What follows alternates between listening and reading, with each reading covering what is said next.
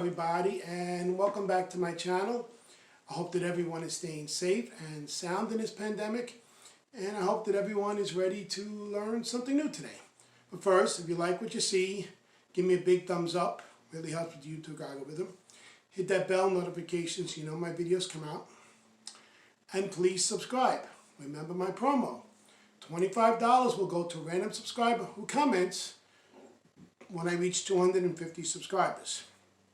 I'm more than halfway there, so let's get to it. Okay. So before I start today's lesson, I want to thank everyone who came out to my premiere yesterday. It was a success, and I will do it again at another time. But until then, I will let you know before I do that. Okay. So I decided, the weather's getting warm. Let's talk about some Filipino desserts. I know some of them are really good when it gets warm. So let's just get into it. 10 Filipino dessert recipes to master so you can be a certified Tito or Tita. So Tito and Tita means aunt and uncle, just so you know. Okay. In every handan, or even on normal days, desserts are more often than not the star of the dining table, even if these sweets are traditionally served after the main course. It's no wonder why the broad range of Filipino desserts, from a simple ube hilaya to the medley that is halo-halo, it's my favorite, speak to something our palates have always been craving for the sweetness of local dessert flavors. So whenever there's a party or craving kick in, try these 10 Filipino dessert recipes you can master at home so you can emerge a certified Tito or Tita. Halo-halo, which is crushed ice with various layers of sweets. Look at that picture. That looks so good. They have the best halo-halo in Chowking in the Philippines. That's the first thing I want when I go there to the mall. On any hot afternoon, there's nothing like a tall cup of crushed ice mixed with a variety of sweets to take the sweat away. Halo-halo, which translates to mix-mix, is the ultimate dessert of Filipinos during the hottest month of March to May. It is a rich medley of crushed or shaved ice and layers of beans, sago pearls, gulaman, which is like jello, and sliced and sweetened saba bananas, among other sweets. It's topped with a slice of leche flan and a scoop of ube, which is purple yam ice cream. So here's the ingredients. So you have 1 teaspoon of saba, or bananas, 1 teaspoon sweetened camote, which is sweet potatoes, 1 teaspoon of sweetened red mungo beans, 1 teaspoon of garbanzo or chickpeas, 1 teaspoon of fresh sweetened lanka, which is jackfruit, 1 teaspoon sweetened macapuno, which is coconut balls. I don't like coconut balls, so I always remove that. Again, 1 teaspoon nata de coco, which is coconut gel. Again, I don't like that. 1 teaspoon of sago pearls, 1 teaspoon gulaman, which is like jello, teaspoon of sugar, which they usually don't use, 1 cup of crushed or shaved ice, which is the important thing. We even have an ice crushing machine here to make it. 1/4 cup of milk, fresh or evaporated, 1 teaspoon of leche flan, and 1 scoop of ube ice cream. So you just have to put the ice in there and put everything on top of the ice and mix it together, and you're good. Okay. Puto cheese, fluffy steamed rice cake. Okay. That's what it looks like. I've seen it in the Philippines. A comfort food during meriendas. Merienda is like a mid-afternoon or midnight snack. Puto is a fluffy steamed circular cake traditionally made up of rice as the main ingredient. It's often yellow, but also comes in other colors such as green, pink, and purple during celebrations. The rice can be substituted with rice flour or an all-purpose flour, and the plain steamed cake is usually topped with big chunks of chewy cheese. You need puto molds that you can get at most baking shops or online. So here's the ingredients: flour, sugar, baking powder, milk, egg, water, butter, vanilla extract, 1/4 cup of grated cheese, and strips of cheese. Okay. I'm not going to get into how to cook it. But I just want to let you know what they are. Most people are not going to make this at home, but just so you know what it is. Ube hilaya, which is grated purple yam with milk. Okay. Ube hilaya is a thick mixture of grated purple yam and milk that usually condensed or coconut milk. We use condensed. Eaten by itself or substituted for the ube ice cream in halo halo, dessert is often served during celebrations. It seems simple to prepare, but achieving the sticky, thick texture of the ube hilaya actually requires lots of stirring in the huge pan. This item is also a key ingredient of different Filipino dessert recipes, from ube pandesal to ube cake. I've had both of them. Ingredients: coconut milk, sugar, yam, cooking oil. So that's it. Okay. Next one. Buco pie. Coconut filling covered with crust. Okay. A favorite pasalubong from trips to Laguna, Buco pie consists of a crisp crust filled with creamy filling from a young coconut. It is said to be invented by Soledad Pahud of Los Baños, Laguna, and adopted from the U.S.-style apple pie after she had spent some time working in the U.S. I've never had this, so I couldn't really tell you too much about it. So you have a cup of sugar, cornstarch, evaporated milk, Buco juice, vanilla extract, grated cheese. That's in the filling. The crust is sugar, flour, salt, margarine or butter, shortening, water, and egg wash. Okay. Suman, sticky rice cooked with banana leaves. I've had this before. Okay. A staple dessert usually sold by street vendors. That's where I've seen them. Suman is one of the most common rice cakes in the Philippines. Wrapped with banana leaves, it's a sticky or glutinous rice dessert mixed with coconut milk, sugar, and salt. It's often accompanied by a flavored dipping sauce and grated coconut. Across the country, the basic suman has evolved into different types, such as suman pimpig, which is pounded rice flakes, or bulacan, which is what I've had, made up of a green rice, tupig, or the grilled suman of the Ilocos region, and suman moron, a mix of plain rice and chocolate-flavored rice from Tacloban, Leyte, and Davao, regions where chocolate is abundant. Not a lot of chocolate in where we go. Oops, I missed that one. Kutsinta, chewy sticky rice with lye water. Don't think I've ever had this.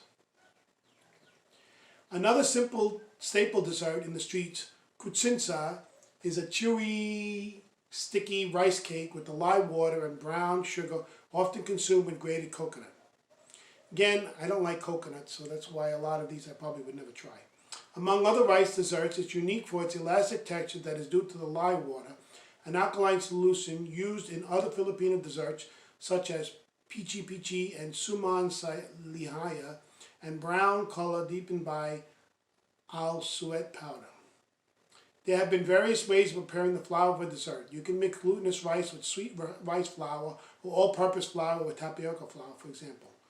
So the ingredients, 3/4 cup of all-purpose flour, 1/4 cup of glutinous rice flour, 3/4 cup brown sugar, 1½ cups of water, 2 teaspoons of lye water, never had it, 8½ cups of water, vegetable oil, and grated coconut. Pastillas de Leche, mix of milk and sugar rolled into little candies. I don't remember having this, but it sounds good. Let's see. A favorite candy, pasalubong, the pastilla de leche, is a cooked mixture of milk and sugar. The mixture is often rolled into little log-shaped candies, hence the Spanish name pastillas, that means pills or tablets, and leche, that translates into milk. Just be careful, because leche is a bad word in the Philippines. Okay. In traditional Filipino desserts recipes, the sugar is usually cooked with carabao milk, but you can actually skip the cooking by using powdered milk instead. Okay. Ingredients: 4 cups carabao milk, or any milk, 6 teaspoons caster sugar, 1 tablespoon of butter, 1/2 to 3/4 cup powdered milk, and caster sugar for rolling. Okay. Bibingka, milled rice with coconut milk and margarine. I don't think I've had this before. A favorite dessert, along with Puto bumbong, that's sold in the streets during Christmas season. Usually I'm not there during Christmas, that's probably why. Filipino dessert recipes for bibingka traditionally include milled glutinous rice, galapong, coconut milk, margarine, and sugar cooked over a day clay pot with banana leaves. They use banana leaves a lot for everything. Okay. Milled glutinous rice can be hard to find, so you can use rice flour as an alternative. And if you don't have a clay pot at home, you can also cook bibinka in an oven. The ingredients are flour, baking soda, salt, butter, sugar, eggs, coconut milk, fresh milk, banana leaf, duck egg, never had a duck egg, and cheese. Okay. Mahablanca, coconut milk pudding. Again, I've never had this either. Topped with latique or semi-pieces of coconut milk, Mahablanca is a coconut pudding that includes coconut milk, cornstarch sweetener, and corn kernels. It's a Filipino adaptation of the Mahablanca, a dessert made with milk and eaten in many Spanish-speaking countries. A lot of the stuff they got is from Spanish. Coconut cream, coconut milk, evaporated milk, condensed milk, sugar, corn, water, and cornstarch. Okay, and here's the last one, which I think I've had before because it sounds familiar. Biko, sticky rice sprinkled with coconut milk toppings. Again, I don't like the coconut milk, but other than that. Also topped with latte, Biko is a combination of sticky rice, coconut milk, and brown sugar. Traditionally served over a banana leaf on a bilao or a round woven piece of wood. You can often find this dessert in celebrations, fiestas, and town markets.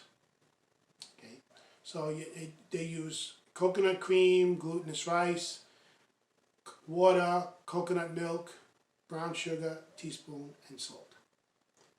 Okay, so that's it on the recipes. Again, my favorite of all times is halo halo. You know, we have the stuff here to make it because they have near us they have a Filipino place where you can get Filipino food.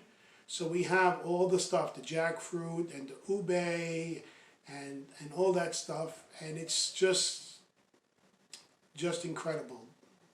There's nothing like it anywhere. I've never had anything similar to that. And I've had halo halo in many places, but like I said, the best one is by far Chow King. Red Ribbon, it's good, and some other places, Jollibee, it's okay, but the best one is Chow King, which you have to go to the Philippines to get it. Anyway, again, if you like what you see, give me a big thumbs up. Hit that bell notification and subscribe to my channel. Remember my promo. $25 will go to a random subscriber who comments. You have to comment, otherwise I can't see you. And when I reach 250 subscribers. I'm more than halfway there, so let's get it going. And again, I want to thank everyone who joined my my premiere yesterday of the the origin of the middle rule, which is the middle rule is my most popular video on YouTube, which over 4,000 views and somewhere around 100 viewing hours. And many people like it, but they don't know where it came from. So this rule, I tell people how I developed it and why it's unique and why it's my own. Stay tuned. One of these days, my wife will make halo halo, and I will post it so you could see it live. Okay. I thank you. Please stay safe. Go out and get your vaccine so we can get back to normal. And I will see you soon. Take care.